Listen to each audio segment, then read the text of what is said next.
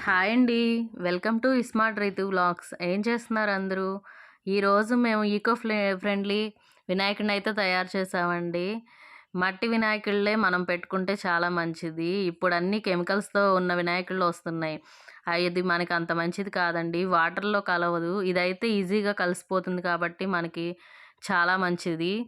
ఈరోజు వినాయకుడిని తయారు చేస్తూ నేనొక వినాయకుడి గురించి విశిష్టత ఏంటి? ఎందుకు జరుపుకోవాలనేదైతే చెప్తాను. వినాయక చవితి కేవలం తెలుగు రాష్ట్రాల్లోనే కాదండి, దేశవ్యాప్తంగా ఎక్కువ మంది జరుపుకునే పండగల్లో ఇదొకటి. ఆ పార్వతీ పరమేశ్వరుల కుమారుడైన వినాయకుడిని పుట్టినరోజునే వినాయక చవితి గా జరుపుకుంటారు. వినాయక చవితి రోజున వినాయకుడిని విగ్రహాన్ని స్థాపన చేసి 9 రోజుల పాటు నవరాత్రి పూజలు చేసి, ఆపై 10వ రోజు విగ్రహాలను నిమజ్జనం చేస్తారు. వినాయక చవితి భారతదేశంలోనే అత్యంత ప్రసిద్ధి చెందిన పండుగలలో ఒకటిగా ఉంది. ప్రధానంగా మహారాష్ట్ర, కర్ణాటక, గోవా, ఆంధ్రప్రదేశ్, తెలంగాణ మరియు తమిళనాడులోని కొన్ని ప్రాంతాల్లో ప్రధానమైన పండుగ గుర్తింపబడింది.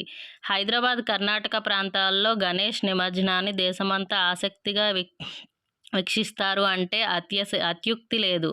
ఈ పండుగ ఇప్పుడు దేశంలోని ఇతర ప్రాంతాల్లో కూడా గొప్ప వేడుకగా జరపబడుతుంది. పరిపూర్ణతకు మారుపేరుగా వినాయకుడిని భావిస్తారు. వినాయకుడు పవిత్రతకు, విజయానికి మారుపేరుగా ఉన్నాడు. క్రమంగా చేపట్టిన ఎటువంటి ప్రాజెక్ట్ అయినా విజయవంతం అయ్యేందుకు సహాయపడుతుందని చెప్పబడింది.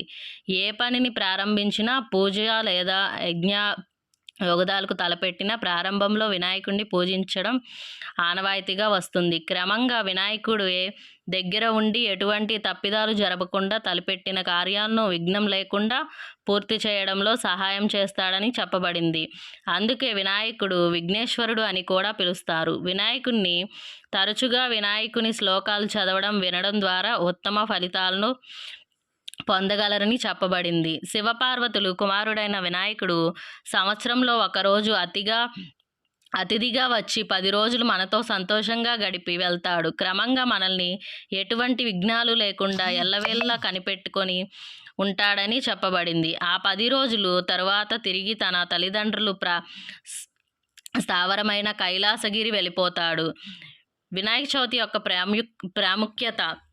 ఈ వినాయక చవితి పండుగ నిజానికి ఎప్పుడు ప్రారంభమైందో ఎవరికీ సరైన అవగాహన లేనప్పటికీ, మహారాష్ట్రలో శివాజీ పాలనలో ఈ వేడుకలు ప్రాముఖ్యతను సంతరించుకున్నాయి. మేధస్సు, విజయం మరియు పవిత్రతకు ప్రధాన మూలధరమైన వినాయకుని కోసం ఈ పండుగని జరుపుకునేవారు. ప్రతి కళలోనూ నిపుణ్యులు కలిగిన వినాయకుడు తనను పూజించిన భక్తుల పట్ల కృపతో ఆయా కార్యాలు, కళలనందు విఘ్నాలు లేకుండా పూర్తి చేయడంలో సహాయపడుతున్నాడని చెప్పబడింది. క్రమంగా విఘ్నాలకు నాయకునిగా వినాయకుడిని పూజించడం జరుగుతుంది. వినాయక చవితిని ఎలా జరుపుకుంటారు? వినాయక చవితి రోజున వినాయకుడిని సరికొత్త ప్రతిమను ఇంటికి తీసుకువచ్చి ఈ ప్రతిమను 10 రోజుల పాటు పూజించడం జరుగుతుంది. ఈ 10 రోజుల తరువాత విగ్రహాన్ని నీటిలో నిమజ్జనం చేయడం జరుగుతుంది. ఒక ప్రాంతంలో ప్రజలందరూ కలిసికట్టుగా ఊరేగింపుగా ఆయా ప్రాంతాల వినాయకుడిని విగ్రహాలను తీసుకెళ్లి సముద్రంలో లేదా నదిలో నిమజ్జనం చేయడం జరుగుతుంది. అతిథిగా వచ్చిన వినాయకునికి రోజు 3 సార్లు నైవేద్యాన్ని సమర్పిస్తారు. దేవాలయాల్లో కూడా అదే విధంగా ఆలయ అధికారులచే పండగ జరపబడుతుంది. వినాయకుడిని ఎందుకు మొదటగా పూజిస్తారంటే, ప్రతిరోజు దేవునికి పూజ చేసే ముందు ప్రధానంగా వినాయకుడిని శ్లోకంతో ప్రారంభించడం ఆనవాయితీగానే కాకుండా సాంప్రదాయంగా కూడా వస్తూ ఉంది. కానీ వినాయకుని విగ్రహం మాత్రం ఎట్టి పరిస్థితుల్లో నిమజ్జనం చేయడానికే పండితులు సూచిస్తుంటారు. దీనికి కారణం నైవేద్యారాధకునిగా వినాయకునికి నైవేద్యారాధకునిగా వినాయకునికి పేరుండడం, క్రమంగా నిత్య నైవేద్యం తప్పనిసరి. వినాయక చవితి సందర్భంగా వినాయక విగ్రహాన్ని కొనుగోలు చేయదలిచిన వారు విగ్రహంలో వినాయకుని తొండం ఎడమ వైపున ఉండేలా చూసుకోవాలి. విగ్రహం యొక్క రంగు వెర్మిలియన్ రంగులు లేదా తెల్లగా ఉండేలా చూసుకోవాలి. వీటితో పాటు ఇంట్లో పూజించే విగ్రహం ఎట్టి పరిస్థితుల్లోనూ మట్టి వినాయకుడే ఉండాలి. ఎటువంటి రసాయనాల మిశ్రమాలను జోడించకూడదు.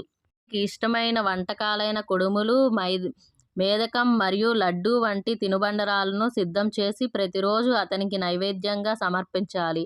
ఇలా ఎన్ని రోజులు మీ ఇంట్లో విగ్రహాన్ని ఉంచదలిచారో అన్ని రోజులు ఖచ్చితంగా 3 పూట్ల నైవేద్యం సమర్పించవలసింది ఉంటుంది. ఇంట్లో మట్టి వినాయకుడు లేదా ఇలా పసుపు గణపతి వినాయకుడిని తయారు చేసుకొని పెట్టండి. మీరు మట్టి వినాయకులు లేదా ఇలా పసుపు గణపతిని మాత్రమే పెట్టండి. ఎటువంటి కెమికల్స్ వినాయకులనైతే పెట్టొద్దు. మీకు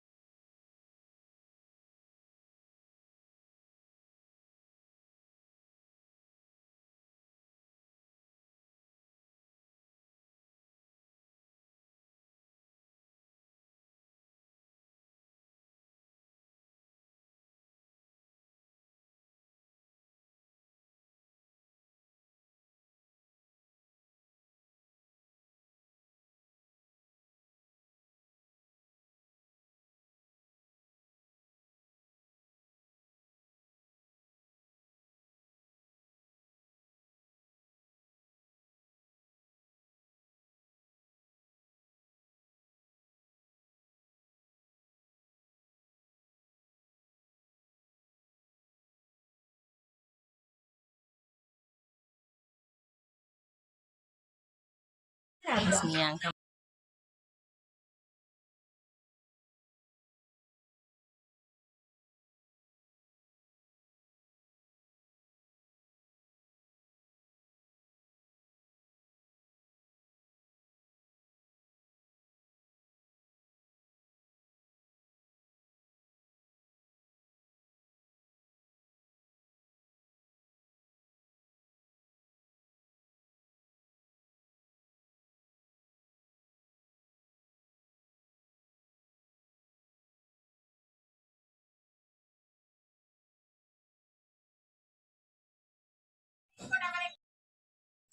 లాస్ట్ వరకు వీడియో చూసిన ప్రతి ఒక్కరికి చాలా చాలా థ్యాంక్స్ అండి.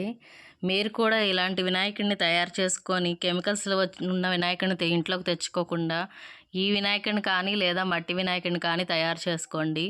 థ్యాంక్ యూ సో మచ్ అండి. మీకు ఈ వినాయకుడు నచ్చుంటే కామెంట్ చేయండి.